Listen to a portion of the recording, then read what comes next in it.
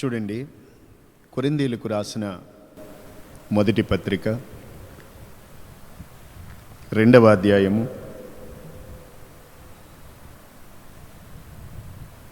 5వ వాక్య భాగాన్ని మీ బైబిల్ తీసి చదువుకోండి. మీ విశ్వాసము మనుషుల జ్ఞానమును ఆధారం చేసుకొనక దేవుని శక్తిని ఆధారం చేసుకుని ఉండవలననియు. చాలండి. శ్రేష్టమైన మాట దైవజనుడైన పౌలు కొరింథీలో ఉన్న సంఘానికి చెప్పారు ఈ మాట. మీ విశ్వాసము ఎలా ఉండాలి? మన విశ్వాసము, మన విశ్వాస జీవితము ఎలాగా ఉండాలో ఈ వాక్యం తెలియజేస్తుంది. ఎలా ఉండాలి? మనము విశ్వాసులమైన మనం, దేవుని యందు విశ్వాసం ఉంచిన మనం,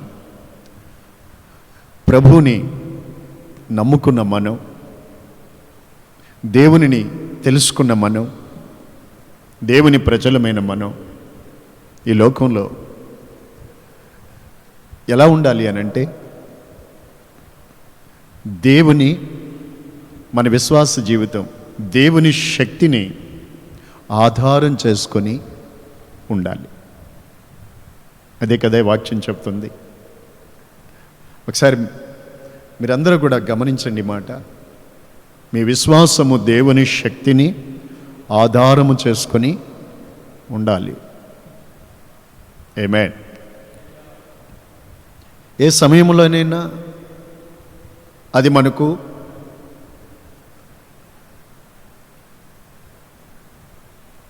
అవసరం.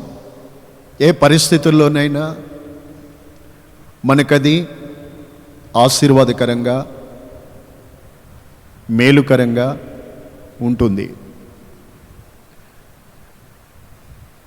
మనుషుల జ్ఞానాన్ని ఆధారము చేసుకోకూడదు. దేవుని శక్తి మీద మనం ఆధారపడాలి. ప్రస్తుత పరిస్థితుల్లో ఈ వాక్యం మనకు చాలా అవసరం. ఈ మాట మనకు చాలా ప్రయోజనకరంగా ఉంటుంది. కాబట్టి దేవుని శక్తిని మనము ఆధారం చేసుకోవాలి. లోకములో మనుషులకు కొంత శక్తి ఉంటుంది, మ్యాన్ పవర్.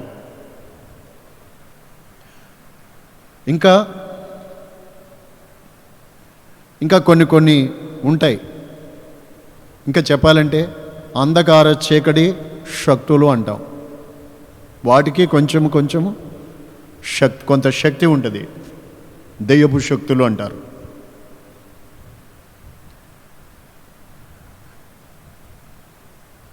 కదా. మరి దేవుని శక్తిని మనము ఆధారం చేసుకోవాలని వాక్యం చెబుతుంది కదా. మరి దేవుని శక్తి ఎలాంటిది? దేవుని శక్తి ఎలాంటిది? ఎటువంటిది దేవుని శక్తి?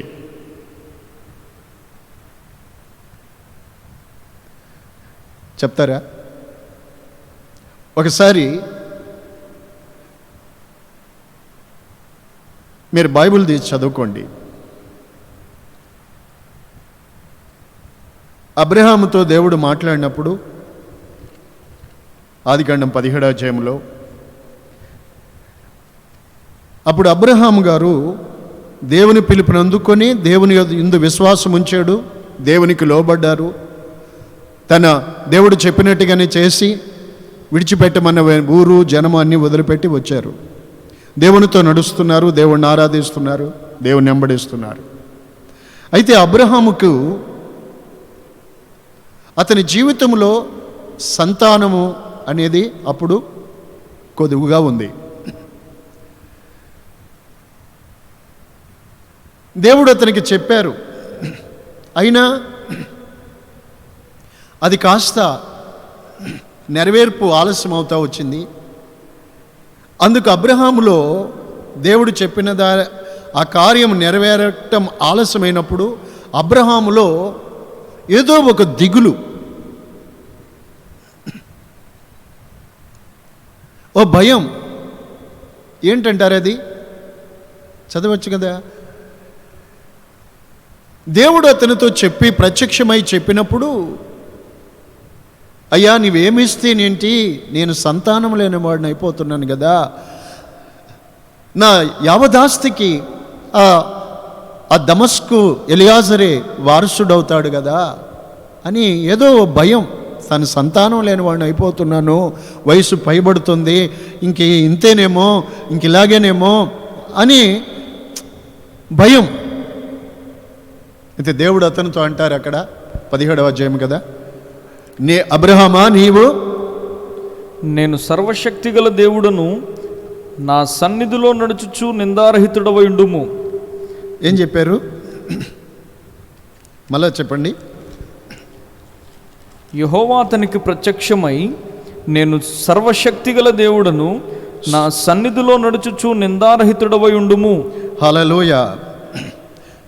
15వ అధ్యాయంలో దేవుడు అతను హృదయపు అంతరంగా నిరిగి చెప్తారు, అబ్రామా భయపడకు. ఎందుకు భయం? ఏదో లేదని, ఇంతేనేమోనని, ఇలాగే ఉండిపోతామేమోనని, దేవుడు ఇలాగే వదిలేస్తాడేమోనని. ఎవరు దేవుని ఎరిగి దేవుని యందు విశ్వాసం ఉంచి దేవుని దర్శనము కలిగిన ఆ వ్యక్తి అబ్రామ్. అందుకే దేవుడు చెప్తూ వచ్చారు ఆయన మాట, అబ్రామా భయపడకు. అది 15వ అధ్యాయంలో దేవుడు చెప్పిన మాట. Praise the Lord. Hallelujah. Abraham భార్య అతనికి పిల్లలు కనడం లేట్ అయింది. ఇక ఇదే పరిస్థితిలో కొనసాగుతుంటే 17వ అధ్యాయంలో దేవుడు అతనికి ప్రత్యక్షమై చెప్పిన మాట ఇది, నేను సర్వశక్తిగల దేవుడను. ఇప్పుడు చెప్పండి అందరూ, దేవుని శక్తి ఎలాంటిది? Is almighty God. ఇంకొక మాట కూడా మనం చూద్దాం, చూడండి. ఫిలిప్పీ పత్రికలో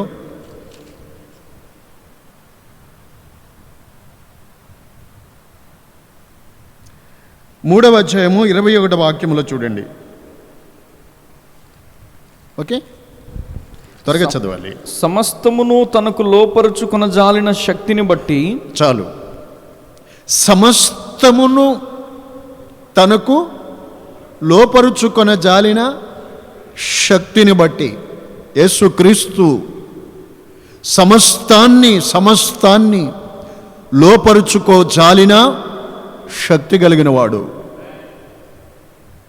ఇంకొక మాట చూడండి, ఎఫెసీ పత్రిక 2వ అధ్యాయము 20-21 వచనాలు కలిసి ఉన్నాయి. మనలో కార్యసాధకమైన తన శక్తి చొప్పున మనము అడుగు వాటి కంటే మనము ఊహించే వాటి కంటే అత్యధికముగా చేయ శక్తిగల దేవుడు ఆయన. స్తోత్రాలు చెప్పండి, గట్టిగా చెప్పండి. మీ 2 చేతులు ఎత్తి దేవుని స్తుతించండి. హల్లెలూయా. నా దేవుని బిడ్డలారా, అలాంటి సమస్తాన్ని, ఒకటి సర్వశక్తిగల దేవుడు. 90 ఏళ్ళు అతని భార్య అయినా, 99 ఏళ్ళు ప్రాయములో ఆయన గారు ఉన్నా, నేను సర్వశక్తిగల దేవుడు, నీకెందుకు భయం? కాబట్టి ఆమె గర్భము ధరించుటకు దేవుని ఆ శక్తిని గురించి దేవుడు బయలుపరిచినప్పుడు, ఆ శక్తి మీద వాళ్ళు ఆధారపడ్డప్పుడు దేవుని శక్తి చేత ఆమె గర్భము ధరించుటకు శక్తి పొందింది. తర్వాత మనం చూసాము ఎఫెసీ 2:20లో, మనము అడుగు వాటి కంటే, మనము ఊహించు వాటి కంటే కూడా అత్యధికముగా చేయ శక్తిగల దేవుడు గనుకే ఈ రోజున మనం మన బ్రతుకులు మన జీవితాలు ఇలాగ జరుగునని మనము అనుకొనని స్థితి లేక ఊహకు మించి మనం అడిగిన దానికంటే ఎక్కువగానే ప్రభువు వలన మనము పొంది అనుభవిస్తూ ఉన్నాం. ఈ లోకంలో మనము ఈ విధంగా మనం మార్చబడ్డానికి కారణం ఆయన శక్తి సామర్థ్యాలు మాత్రమే. ఏదైనా మన శక్తి వల్ల మన సామర్థ్యం వల్ల అయింది కాదు. చెప్పండి, ఇప్పుడు మనం అడుగు వాటికంటే మనం ఊహించే వాటికంటే అత్యధికముగా చేయగలిగిన శక్తి గల దేవుడు. సపోజ్ మీకు చెప్తాను వినండి. మీ పిల్లలు మిమ్మల్ని ఏదైనా అడిగారు అనుకోండి, ఒక విషయం, చిన్న సైకిల్ కొనిమ్మన్నారు అనుకోండి. మీకు ఆ సైకిల్ కొనిచ్చే స్తోమత, నాకు 4,000 5,000 పెట్టి కొనిచ్చే స్తోమత మీకుంటే ఇచ్చేస్తారు, ఇవ్వగలుగుతారు. అదే మీ పిల్లలు ఇంకొంచెం పెద్దది పైకి ఇంకా కొంచెం పైకి వెళ్ళిపోతే అప్పుడేమంటారు? వాళ్ళు అడుగున్నదల్లా ఆ శక్తి. కానీ మన దేవుడు అలాంటి వాడు కాదు. ఆయన బిడ్డలమైన మనము అడుగు వాటికంటే, అదేదైనా కావచ్చు, మనం ఊహించు వాటికంటే కూడా అత్యధికముగా చేయగలిగిన శక్తి గలవాడు.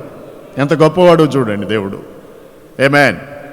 నీవైతే నేనైతే కొంచెమే ఏదైనా మన స్థాయికి మించి మన శక్తికి మించి మనం ఏది చేయలేం. మన ప్రభు అయితే అలాంటి వాడు కాదు. ఆయన శక్తి గొప్పది. హల్లెలూయా. 147 కీర్తన 5వ వాక్యంలో ఉంది కదా, మన ప్రభు గొప్పవాడు, ఆయన అధిక శక్తి గలవాడు. చెప్పాలి మీరు ఈ వాక్యం వింటుండగానే మిమ్మల్ని మీరు మర్చిపోండి, లోకంలో ఉన్న పరిస్థితులు కూడా మర్చిపోండి, పక్కనున్న పరిస్థితులు కూడా మర్చిపోండి, మీ హృదయంలో ఉన్న భయం అంతా మర్చిపోండి, దేవుని స్తుతించండి, ఆయన వైపుకే మీరు చూడండి. వాక్యం వింటూ ఉండగానే, వాక్యానికి మీ హృదయంలో చోటివ్వగానే నా దేవుడు మీ పరిస్థితులన్నిటినీ మార్చివేస్తాడు. హల్లెలూయా, హల్లెలూయా. నా ప్రియులారా, ఫిలిప్పీ పత్రికలో మనం చూసినాము, మన దేవుడు ఎంత గొప్పవాడు అని అంటే సమస్తమును తనకు లోపరుచుకొన జాలిన శక్తి గలవాడు. సమస్తాన్ని లోపరుచుకొన జాలిన శక్తి గల దేవుడు. అర్థం చేసుకోనండి. కాబట్టి నా సహోదరులారా, నా దేవుని సంగమా, నా దేవుని బిడ్డలారా, ఇప్పుడు మన విశ్వాస జీవితంలో మనం మనుష్యుల జ్ఞానాన్ని ఆధారం చేసుకోకుండా దేవుని శక్తిని మనము ఆధారం చేసుకొని ఉండాలి. దేవుని శక్తి ఎంత గొప్పది. ఆమేన్. దేవుని శక్తి ఎంత గొప్పది. ఇంకా మరో మాట మీకు చెప్తారు చూడండి. తుదకు ప్రభు యొక్క మహాశక్తిని బట్టి ఆయన యందు మీరు బలవంతులై ఉండండి అని పౌలు చెప్తాడు తిమోతి పత్రికలో. Praise the Lord. తుదకు ప్రభు యొక్క మహాశక్తిని బట్టి. దేవుని శక్తి ఎలాంటిది అనుకున్నారు? ఆయన శక్తి మహాశక్తి. హల్లెలూయా. ఆయన మహాశక్తి గలవాడు. ఆయన మహాశక్తి గలవాడు. యేసుక్రీస్తు ప్రభు అని అంటే ఏదో గొర్రెపిల్లని ఎత్తుకుని గోడకి ఎలాడుతున్న పటాను అని అనుకోమాకండి. ఆయనను ఒక విగ్రహానికి సమానము చేయొద్దు. ఆయన దేవుళ్ళలో ఒక దేవుడు కాదు, సర్వశక్తి కలిగిన దేవుడు, సమస్తాన్ని లోపరుచుకొని జాలిన శక్తి గలవాడు, మరణపు ముళ్ళును విరిచినవాడు, మాటతో సమస్తాన్ని సృజించినవాడు. కనుక ఆయన ప్రజలమైన మనము ఆయన శక్తి మీద మనము ఆధారపడాలి. లోకంలో చూస్తాం మనం, శ్రద్ధగా వినండి.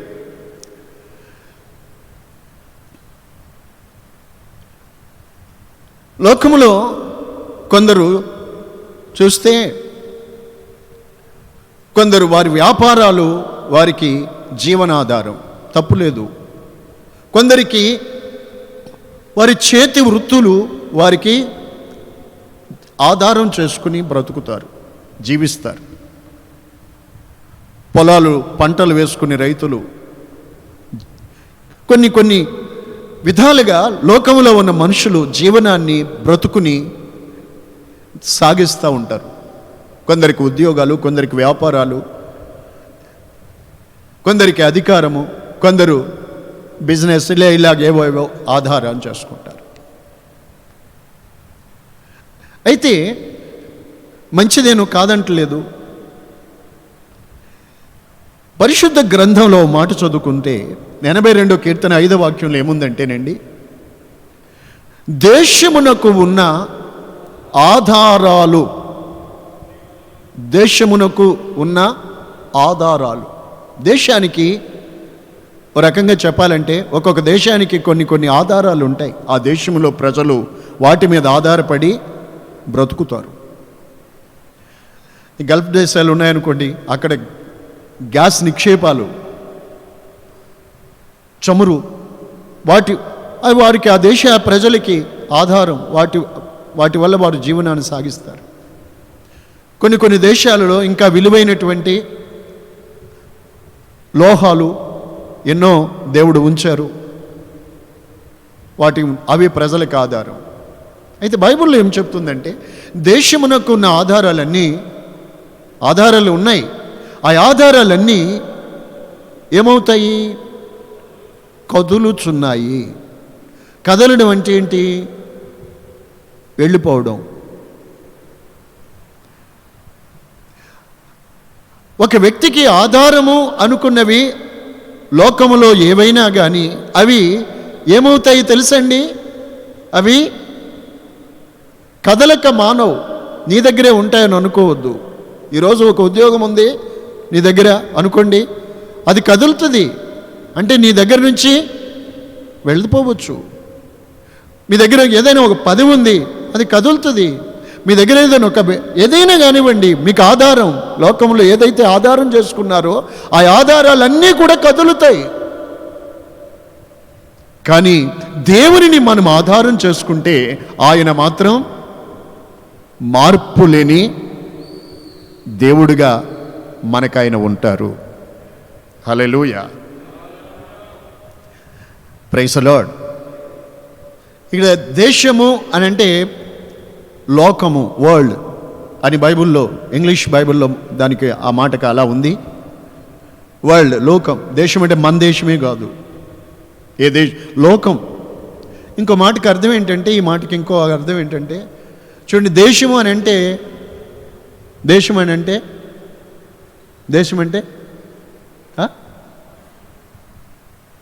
అది దేశం అంటే మట్టి కాదురా బాబు, మనుషులు అని దానికి అర్థం తెలుసుకుని బైబిల్ చదివి ఎవరైనా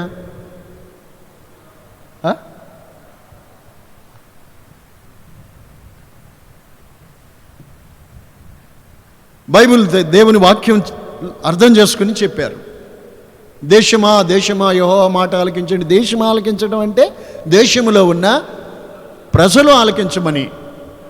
దేశము అని అంటే మనుషులు. అంటే మనుషులకు లోకములో అనేక ఆధారాలు ఉన్నప్పటికీ ఆ ఆధారాలన్నీ ఎలాంటివి అంటే అవన్నీ కూడా ఆ వ్యక్తి దగ్గర నుండి కదులుతాయి. ఆ ఆధారాలు కాస్త అవతలికి వెళ్తే వీళ్ళు ఏమవుతారు?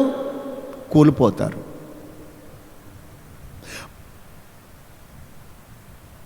ఇప్పుడు చూడండి పరిస్థితి, ఇబ్బందులు చూడండి. అయితే నా దేవుని వాక్యము, సత్యవాక్యము చెప్పుచున్నది, మనమెప్పుడు దేవుని శక్తిని మనము ఆధారం చేసుకుని బ్రతకాలి. మనుషుల జ్ఞానాన్ని ఆధారం చేసుకోకూడదు. కొన్ని విషయాలు బైబిల్లో దేవుని వాక్యంలో నుండి మీకు తెలియచేస్తాను. బాగా గ్రహించి కంఠస్థం చేసినంత పని చేసి మన గుండెల్లో జీర్ణించుకుపోవాలి, మనలో ఉండిపోవాలి మాటలు జీవితకాలం అంతా. ఈ పూటకు కాదు. కొందరు ఇలా వింటారు, అలా వదిలేస్తారు. నేను ఆ మధ్య బాబు వాక్యం విన్నారా అని అడిగా, ఎవరు నా బ్రదర్ని అడిగా. అయ్యా విన్నామండి. దేవుని గురించి చెప్పారు కదండి, మరి ఇంకేం బాగున్నారు. మరి ఏం చెప్తానండి నేను, ఏం చెప్తున్నాను నేను? మీరు బాగా వినాలి, ఏం చెప్తున్నానో వినాలి, విని దేవుడు ఏం చెప్తున్నాడో మనతో విని గ్రహించుకోవాలి. మర్చిపోకూడదు, ఈ రోజుతో వదిలేసుకోకూడదండి. మీ హృదయాల్లో భద్రపరచుకోవాలి, దేవుని మాటలు దాచిపెట్టుకోవాలి. అందుకే సామెతల్లో దేవుడి వాక్యంలో ఏముందండి, నా కుమారుడా నా మాటలను నీ యొద్ద దాచుకోమని చెప్తారు ప్రభు. మనమందరం దేవుని మాటలు దాచుకోవాలి. చూడండి, ఒక్కొక్క మాట గుర్తుపెట్టుకోండి. సామెతలు 3:5 చదవాలి. నీ స్వబుద్ధిని ఆధారము చేసుకొనక. ఆధారం చేసుకోకూడదు ఏంటి, దేనిని? నీ స్వబుద్ధిని ఆధారం చేసుకోకూడదు. నీ పూర్ణ హృదయముతో యెహోవా యందు నమ్మిక ఉంచుము.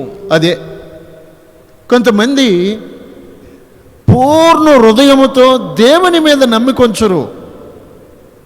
వాళ్ళ బుద్ధి మీద, వాళ్ళ జ్ఞానం మీద, వాళ్ళ మనసు మీద, వాళ్ళకి తెలిసిందని నాకు తెలుసు కదా అన్నట్టుగా దాని మీదే, ఆ స్వబుద్ధి అంటారు, దాని మీద ఆధారపడతారు, సిగ్గుపడతారు. జాగ్రత్త. నీ స్వబుద్ధిని ఆధారం చేసుకోవద్దు. అక్కడే ఉంది చూడండి, నేను జ్ఞానిని కదా అని నీవు అనుకోవద్దు. ఓకే, ఇంకో మాట చూడండి, దేవుని వాక్యంలో మనము చూద్దాం. ఇర్మియా గ్రంథం 17:5 శరీరులను ఆధారము చేసుకుని తన హృదయమును యెహోవా మీద నుండి తొలగించుకునేవాడు శాపగ్రస్తుడవుతాడు. లోకములో నీ చుట్టూ ఉన్నవారు, వారు ఎవరైనా కావచ్చు, నాకు వీరున్నారు వారున్నారని మనుషులను నీవు ఆధారం చేసుకోవద్దు ఎప్పుడు కూడా. ఎందుకని? దేశానికి ఉన్న ఆధారాలన్నీ అవన్నీ కదులుతాయి, ఉంటాయనుకుంటున్నారా? నేను చెప్పేది ఒక్కొక్కటి చూడండి. స్వబుద్ధిని ఆధారం చేసుకోవద్దు, మోసపోతావు. నెబుకద్నెజరు ప్రపంచాన్ని నేను చక్రవర్తి, నేను ఇదంతా నా జ్ఞానము, నా బుద్ధి, నా తెలివి అని అనుకున్నాడు, నా బలం అని అనుకున్నాడు. అంతలేని ఏమైందండి అలా అనుకుంటే? అతని తెలివి కాస్త తెల్లారేసరికి అతని బుర్రలో నుండి బుద్ధి మారిపోయింది. పిచ్చి పట్టి పనులు చేశాడు. అదే మనిషి పిచ్చివాడయ్యాడు. ఎందుకు పనికిరాని వాడుగా పశువుల మధ్యలో పశువు వలె గడ్డి మేయవలసి వచ్చింది.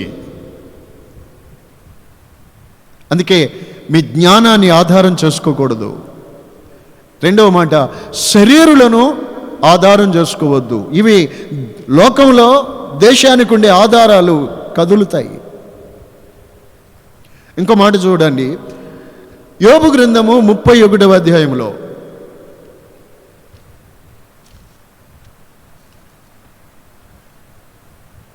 తీయండి.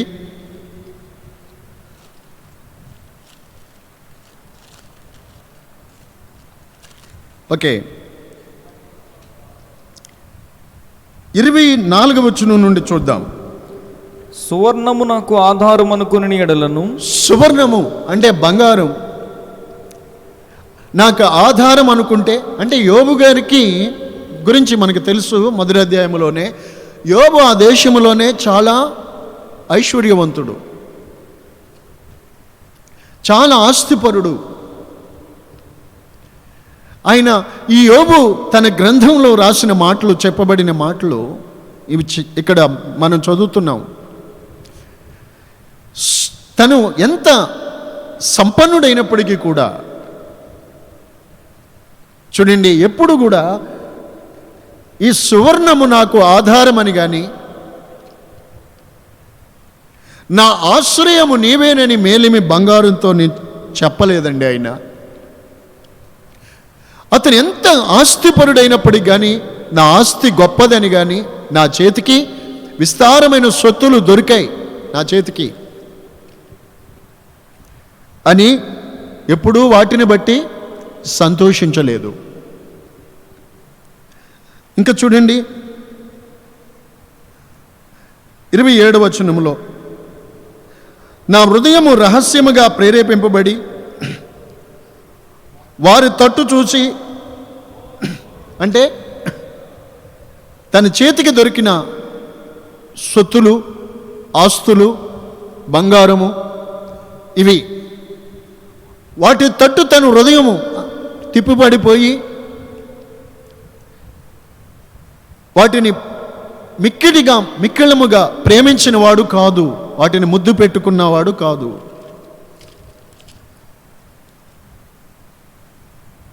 అలా చేసి ఉండుంటే పరమునున్న దేవుని దృష్టికి నేను వేషధారణ అయ్యేవాడిని అన్నారు. ఈ వాక్యం వింటున్న నా సహోదరి సహోదరులారా, మరి మీ సంగతి, మన సంగతి కూడా ఆలోచించాలి కదా. మీరేమని తలస్తున్నారు? వేటిని మీరు ఆనుకొని జీవిస్తున్నారు? వేటిని మీరు హృదయపూర్వకంగా ప్రేమిస్తున్నారు? వేటిని బట్టి సంతోషిస్తున్నారు? వేటిని మీరు ముద్దు పెట్టుకుంటున్నారు? మీ హృదయం వేటి తట్టు తిప్పబడి ఉంది? ఆస్తుల తట్ట, వెండి బంగారాల తట్ట మీ హృదయము ముద్దాడుతున్నది? వాటినా మీరు ముద్దు పెట్టుకుంటున్న వాటినా? అలాగైతే మీరేమవుతారు? దేవుని దృష్టిలో వేషధారులు అవుతారు. వాక్యం చెబుతుంది. ఒకవేళ మనుషుల దృష్టిలో గొప్పవాళ్ళు కావచ్చు, కానీ దేవుని దృష్టిలో అలాగ మనం చేసినట్లయితే, నా చేతికి విస్తారమైన సొత్తులు దొరికాయని కానీ, మేలిమి బంగారం సువర్ణము నాకు ఆధారమని కానీ అనుకొని నా హృదయం వాటి తట్టు తిరిగి వాటిని ప్రేమించి ముద్దు పెట్టుకుంటే నేను పరమనున్న దేవుని దృష్టికి వేషధారణ అవుతాను. వాక్యము సత్యము గనుక ఒకవేళ నా సహోదరి సహోదరులారా, దేవుని బిడ్డవై ఉన్న నీవు ఈ రోజున లోకములో ఇలాగునుగాక జీవిస్తూ ఉంటే ఈ రాత్రి వాక్యము ద్వారా మీ జీవితాల్ని సరిచేసుకోనాలి. అంతేకాదు, వేషధారి అవడమే కాదు, కిందకెళ్తే చూడండి, అది న్యాయాధిపతుల చేత శిక్ష నొంద తగిన నేరమగును.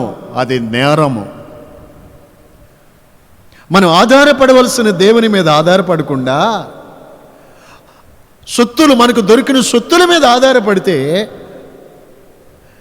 మనం పూర్ణ హృదయముతో ప్రేమించవలసిన దేవునిని కాకుండా మనం లోకములో కలిగిన వాటినే మనము ప్రేమించి మైమరిచిపోతూ ఉంటే అది నేరం కదా. దేవుని దృష్టిలో నేరస్తులు అవుతారు. జాగ్రత్త. Praise the Lord. హల్లెలూయా. అది శిక్ష నొందదగిన నేరమగును. Praise the Lord. చెప్పండి, నీ స్వబుద్ధిని ఆధారం చేసుకోవద్దు. నేను జ్ఞానిని కదా అని అనుకోవద్దు. జ్ఞాని, ఈ లోకపు జ్ఞాని ఏమయ్యను? జ్ఞానులను దేవుడు వారి కుయుక్తిలోనే దేవుడు వారిని పట్టుకుంటాడు. ఏమయ్యారు జ్ఞానులు? లోకము తన జ్ఞానము చేత దేవునిని ఎరగకుండా నాశనం అయిపోతున్నారు. చాలా శ్రేష్టమైన సంగతులు ఈ వాక్యంలో మనం వింటున్నాము.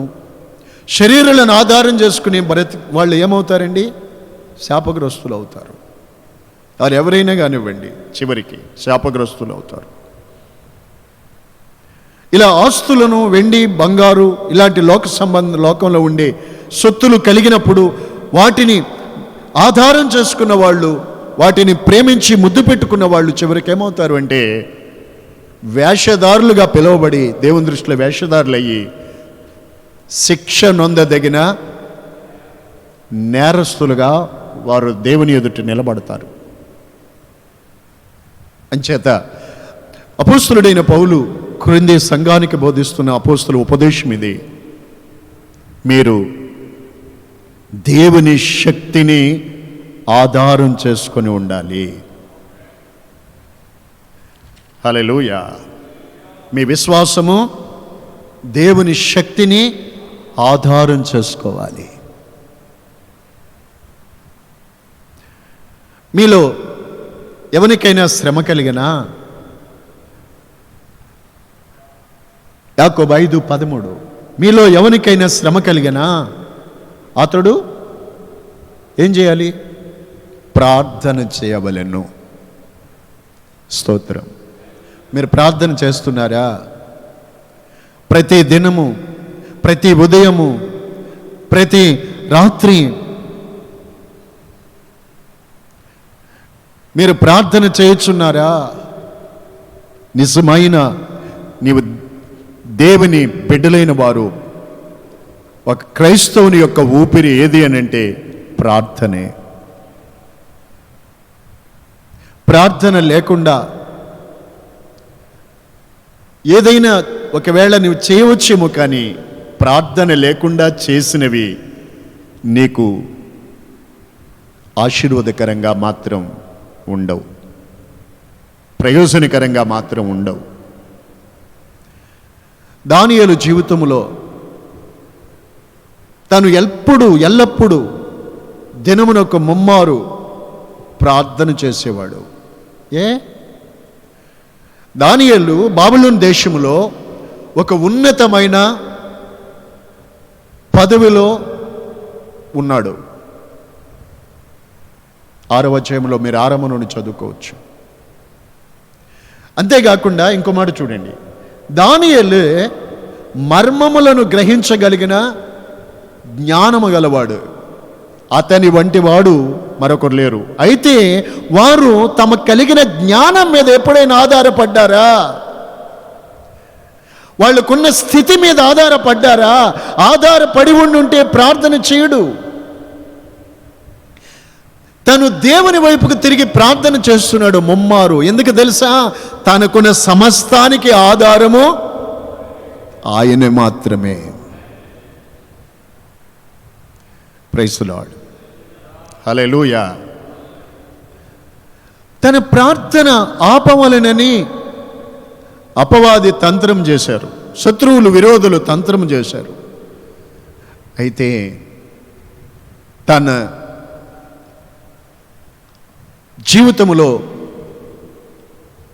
ఎలాంటి పరిస్థితులు ఎదురైనప్పటికీ కూడా, మరణ శాసనం వచ్చిన ప్రార్థన ఆపలేదు. అలాంటి పరిస్థితుల్లో కూడా ఎవడైనా 30 దినాల వరకు ఏ దేవునికి ప్రార్థన చేయకూడదు ఎవడు కూడా, అన్యులు కదండి వాళ్ళు, అంటే వాళ్ళు ఊరుకున్నారు. 30 రోజుల దాకా అయినా, 3 ఏళ్ల దాకా అయినా బాధ లేదు. 3 ఏళ్లకు ఒకసారి అయినా మేము చేసుకో, బాధ లేదు. అయ్యో, దానియేలు అయితే గాక ఇట్టి శాసనము సంతకము చేయబడినని తనకు తెలిసిన యథావిధిగా తన ఇంటికి వెళ్ళి, తన ఇంటి పై గది కిటికీలు తెరిచి యెరూషలేము తట్టు తిరిగి దేవునికి ప్రార్థన చేశాడు. Praise the Lord. హల్లెలూయా. చెప్పాలి అని అంటే దానియేలు జీవితంలో, విశ్వాస జీవితానికి శ్రమ వచ్చింది ఆ కాలంలో. అయితే ఆ శ్రమలో అతడు అటు ఇటు చూడలేదు. తన శక్తి మీద కానీ, పదవి మీద కానీ, అధికారం మీద కానీ, తనకున్న జ్ఞానం మీద కానీ అతడు వాటిని ఆధారం చేసుకోలేదు. సమస్తాన్ని తనకు లోబర్చుకొనగా జాలిన శక్తి గల దేవుని వైపుకు చూశాడు. సమస్తాన్ని లోబర్చుకోగా జాలిన తన శక్తి గల దేవుని మీద వైపుకు చూశాడు, ప్రార్థన చేశాడు. ఓకే, శ్రమ వచ్చింది, ప్రార్థన చేశారు, తీసుకెళ్లారు, సింహాల గుహలో వేశారు. చెప్పాను కదా, దేవుని శక్తి, సమస్తాన్ని లోపరుచుకున్న జాలిన శక్తి. దేవుని శక్తి చేతిని వాళ్ళు సింహాల బోనులో వేసిన సింహాలు ఏ హాని చేయలేదు. వాటిని ఆధీనంలో తీసుకోగలిగిన దేవుని శక్తి. వాటి నోళ్ళు ముయ్యబడ్డాయి, విరోధులు నోళ్ళు ముయ్యబడ్డాయి. దానియేలు క్షేమాన్ని పొందుకున్నారు. స్తోత్రం. హల్లెలూయా. దానియేలు మీద కుట్ర చేసిన వాళ్ళే సింహాలకు వేయబడ్డారు. ఆ సింహాలు వాళ్ళ ఎముకలు కూడా కొరికాయి, నెమలేసాయి. మన వాక్యం మర్చిపోకూడదు. ఎలాంటి మీలో ఎవరికైనా శ్రమ కలిగినా అతడు ప్రార్థన చేయాలి. నా దేవుని బిడ్డలారా, పరిశుద్ధాత్మలో ప్రార్థన చేయండి. ఇంకా చెప్పనా, జరగబో వీటన్నిటినీ తప్పించుకొని మనిషి కుమారుని ఎదుట నిలబడుటకు మనము ఏం చేయాలి? మనము జరగబో వీటన్నీ తప్పించుకొని మనిషి కుమారుని ఎదుట నిలబడినట్లు మనం ఎల్లప్పుడూ ప్రార్థన చేయాలి. శోధనలో పడకుండా మనము ప్రార్థన చేయాలి.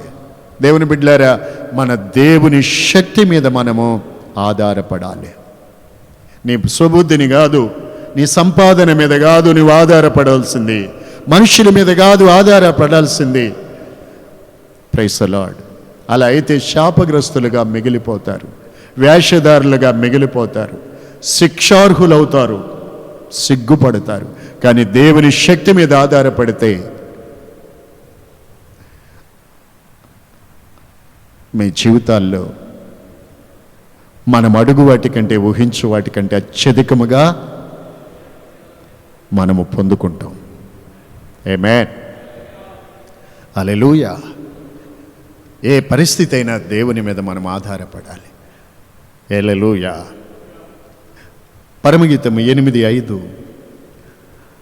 తన ప్రియుని మీద ఆనుకొని అరణ్య మార్గమున వచ్చే ఈమె యవతే.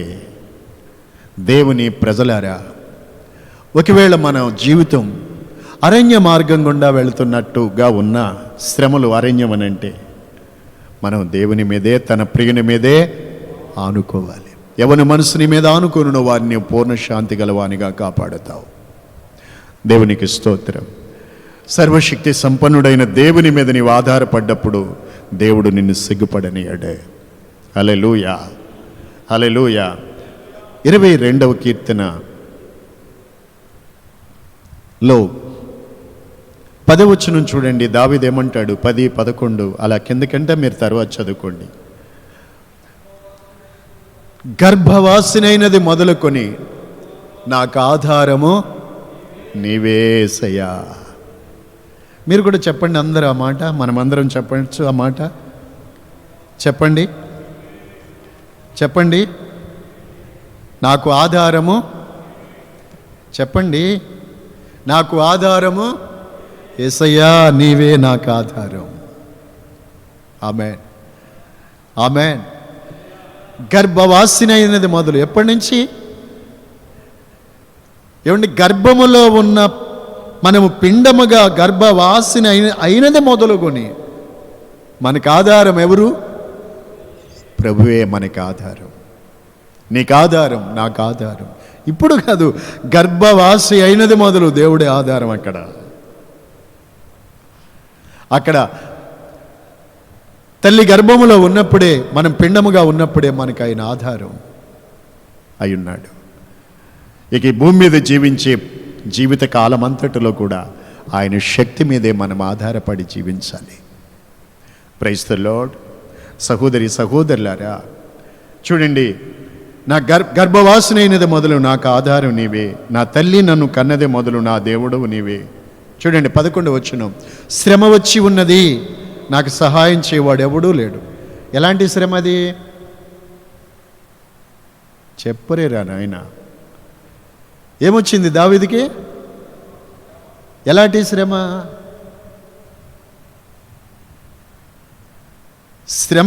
శ్రమ వచ్చింది. ఎలాంటి శ్రమ అంటే అది సహాయము చేయువారే అతనికి వచ్చిన శ్రమ అలాంటిది. సహాయం చేసేవారు ఎవ్వరూ లేరు.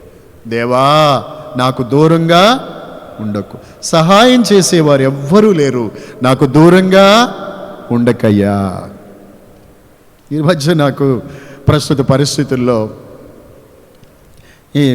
ఈ వైరస్ అటాక్ అయిన కొంతమంది మన వాళ్ళు చెప్పారు నాకు, అన్నయ్య నేను ఫోన్ చేసి ఎలా ఉన్నారమ్మా అని అడిగితే చెప్పారు. సహోదరి అంటారు, అన్నయ్య ఏడ్చి చెప్తున్నారు, ఈ పరిస్థితి, బాధ, ఇలాంటి పరిస్థితి, ఇలాంటి శ్రమ ఎవ్వరికి రాకూడదన్నయ్య. ఏమ్మా అంటే, ఆ ఇంటికి కనీసం ఎవరైనా కానీ పోయి కొంచెం నీళ్ళైనా ఇచ్చేవాళ్ళు కూడా లేరనే చెప్పారు. శ్రమ వచ్చి ఉన్నది, సహాయం చేసేవారు ఎవ్వరూ లేరు. ఎవరూ లేక కాదు, సహాయం చేసేవారు లేరు. ఇది పరిస్థితి.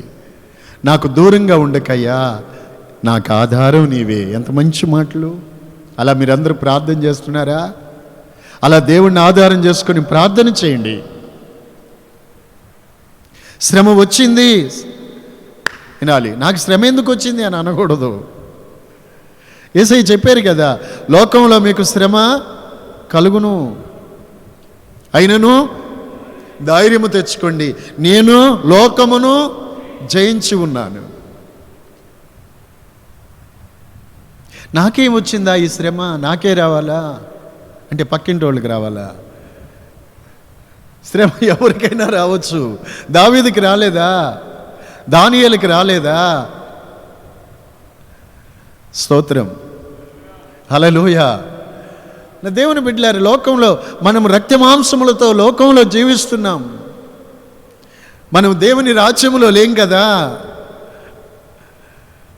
ఇక్కడ కన్నీళ్లు ఉంటాయి, కష్టాలు ఉంటాయి, వ్యాధి ఉంటుంది, కరువు ఉంటుంది, కష్టం ఉంటుంది, సాతానుడు ఉంటాడు, శత్రువులు ఉన్నారు, విరోధులు ఉన్నారు, మంచి చేసిన చెడ్డ చెప్పేవాళ్ళు ఉన్నారు, నిందలేసేవాళ్ళు ఉన్నారు, అవమానపరిచేవాళ్ళు ఉన్నారు, అర్థం చేసుకునే వాళ్ళు ఉన్నారు. అర్థం చేసుకోలేని వాళ్ళు ఉన్నారు. ఇవన్నీ శ్రమలేగా తెచ్చిపెడతాయి కదా. అయితే నా దేవుని బిడ్డలారా, అయ్యా నాకు శ్రమ వచ్చింది, సహాయం చేసేవాళ్ళు ఎవ్వరూ లేరు, నాకు దూరంగా ఉండకు, నాకు ఆధారము నీవే. ఈ మాటలు మీరు ఎక్కడ ఉన్నారో, మీరున్న గదిలో, మీరున్న స్థలంలో, ఈ కీర్తనలో ఈ వాక్యం చదువుకొని మీరు ప్రార్థన చేసుకొని కళ్ళు మూసుకోండి. నా దేవుడు మీ జీవితంలో ఏదైతే సహాయము కోరి మీరు కన్నీళ్లు విడుచుచున్నారో, బాధపడుతున్నారో, నా ప్రభువు మీ వద్దకు దిగి వచ్చి నా దేవుడు మిమ్మల్ని ఆదరించుతాడు, నా దేవుడు మిమ్మల్ని ధైర్యపరుస్తాడు, నా దేవుడు మిమ్మల్ని లేవనెత్తుతాడు, నా ప్రభువు మిమ్మల్ని బాగు చేస్తాడు. హల్లెలూయా, ప్రైజ్ ది లార్డ్. శ్రమ వచ్చి ఉన్నది, సహాయం చేసేవారు. నా ప్రియులారా, ఇక్కడ దావీదు తన జీవితంలో శ్రమలు వచ్చినప్పుడు దేవునిని, శక్తిని, దేవునిని ఆధారము చేసుకున్నాడు కదా. దేవునిని ఆధారం చేసుకున్నాడు కదా. నా ఆధారం నీవే. మరి ఈరోజు మనం విశ్వాసులైన మనం, సేవకులైనా కావచ్చు, ఎవరైనా కావచ్చు, మీరు దేవుని శక్తిని మనము ఆధారం చేసుకొని ఉండాలి. హల్లెలూయా అని చెప్పండి. మనసారా దేవుని స్తుతించండి. చెప్పండి, చెప్పండి, చెప్పండి, హల్లెలూయా. నా ప్రియులారా, ఇంకో మాట చెప్తాను మీకు. 16వ కీర్తనలో దావీదు అన్న మాట, 2వ వాక్యం చదువుతారా? నీవే ప్రభుడవు, నీకంటే క్షేమాధారము మరేది లేదు. చూడండి, నిందాక చెప్పినట్టు 82వ కీర్తనలో వాక్యం చూపించాను కదా. దేశానికి ఆధారాలు, ఒక్కొక్కరికి ఒక్కొక్క ఏదో ఆధారాలు ఉంటాయి, కానీ దేవుని కంటే కూడా అవేవి మనకు క్షేమాధారము కావు. ఓకే, నీవే ప్రభుడవు, నీకంటే నాకు క్షేమాధారం ఏది లేదు. దేవుని కంటే క్షేమాధారం ఏది లేదు. ఇంకో మాట చెప్తాం మీకు, చూడండి. 62 కీర్తన 6, 7 వచనాలు చదవచ్చు. నా రక్షణకు, నా మహిమకు దేవుడే ఆధారం అన్నాడు. ఈ మాట కూడా కీర్తనలో దావీదు చెప్పిన మాట ఇది కదా. నా రక్షణకు, నా మహిమకు నేనెంతటి వాడనయ్యానంటే అది దేవుడే నాకు ఆధారం. ఎంతోమంది రాజులు దావీదుకి 40 ఏళ్ళు పరిపాలన చేశాడు. దావీదు యెరూషలేములో ఇశ్రాయేలుని పరిపాలన చేసిన, సుదీర్ఘకాలం పరిపాలన చేసిన రాజు దావీదు. ఎంతోమంది అతనికి విరోధంగా ఆయా దేశాల వారు రాజులు తన సైన్యముతో లేచొచ్చారు దావీదు కాలంలో అతనికి విరోధంగా. అయితే దావీదుకు దేవుడు తోడయుండి తను మీదికి వచ్చిన వారు ఎవరిని కూడా దావీదు ఎదుట నిలవనివ్వకుండా అతనికి జయాన్ని దేవుడు కలగజేశాడు. అప్పుడు దావీదు ఈ మాటలు చెప్తాడు కీర్తనలో, నా రక్షణకు, నా మహిమకు లేక నా ఘనతకు దేవుడే దానికి ఆధారము. ఆమేన్. ఇంకో మాట కూడా చూడాలి. దేవునిని మనం ఈ వాక్యంలో నుండి దేవునిని మనం ఆధారం చేసుకుంటే నీ జీవితంలో ఎంతమంది విరోధులు, శత్రువులు, శోధనలు వచ్చినా ప్రభు వాటన్నిటిలోనూ దేవుడు మీకు జయమిస్తాడు. ఇంకో మాట చెప్తా మీకు. సౌలు రాజుతో, దావీదు కంటే ముందు సౌలు కదా, సౌలుతో సమూయేలు ప్రవక్త వచ్చి మాట్లాడినప్పుడు 1 సమూయేలు 15:29 అంటారు కదా, ఇశ్రాయేలీయులకు ఆధారమైన వాడు నరుడు కాదు అని. అందుకనే కొత్త నిబంధనలో కూడా ఈ ఉపదేశం కొత్త నిబంధన సంఘానికి కూడా అపోస్తలులు బోధించారు. ఇది ఇశ్రాయేలీయులకు ఆధారమైన వాడు ఎవరు? నరుడు కాదు. అంటే ఎవరు? దేవుడే. ఆమేన్. దావీదుకు దేవుడు ఎలాగో చెప్పాడు. దావీదు, ఆయన నాకు క్షేమాధారం, నా క్షేమానికి ఆధారభూతుడు చెప్పాడు. ఇంకా నా రక్షణకు, నా మహిమకు దేవుడే ఆధారం. ఇది గొప్ప సత్యమండి, అందరూ తెలుసుకోవాలి. గొప్ప సాక్ష్యం ఇది దావీదు జీవితంలో. ఏంటండి మీ జీవితంలో మీరు ఈ ఉన్నత శిఖరాలకి ఎదగడానికి కారణం ఏంటండి అని అడిగితే దేవుడే దానికి ఆధారం, ఇంకేమిటి కాదు. ప్రైజ్ లార్డ్, హల్లెలూయా. ఈ మాటలు దావీదు చాలా చోట్ల అన్నారు. 3వ కీర్తన 5వ వాక్యం కూడా అన్నారు, దేవుడే నాకు ఆధారం. స్తోత్రం. చూసారా, ప్రతి విషయంలోనూ మనము ఇలాగున దేవుని శక్తిని, సర్వశక్తి గల దేవునిని మనము ఆధారం చేసుకుని బ్రతకాలి. హల్లెలూయా. నాకు శ్రమ వచ్చిందయ్యా, సహాయం చేసేవారు ఎవ్వరూ లేరు, నాకు దూరంగా ఉండకు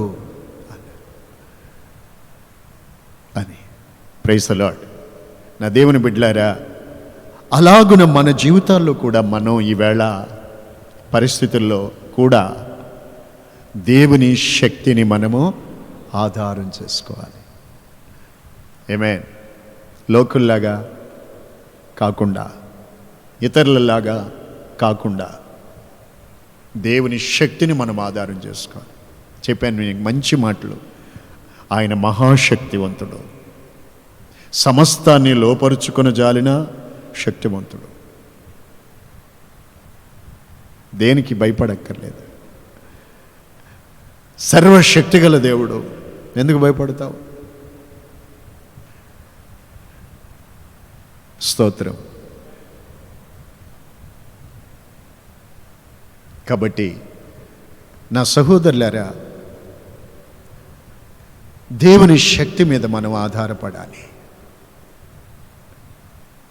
అలాగని ప్రస్తుత పరిస్థితుల్లో కూడా, ఇక ముందుకు కూడా, ఇక ఏదేమైనప్పటికీ కూడా, ఏది వచ్చినా, ఏది పోయినా, ఏది వచ్చినా, ఏదేమైనా మనం మాత్రం సహోదరులారా, మంచి శ్రేష్టమైన సంగతులు మీరు మీ విశ్వాసము దేవుని శక్తిని ఆధారం చేసుకొని ఉండాలి. అటు ఇటు చూసి కలవరాలు చెందకండి. మీ హృదయాలు కలవరపడనీకండి. దేవుని వైపుకు చూడండి. దేవుని చేసిన గొప్ప కార్యాలు జ్ఞాపకం తెచ్చుకోండి.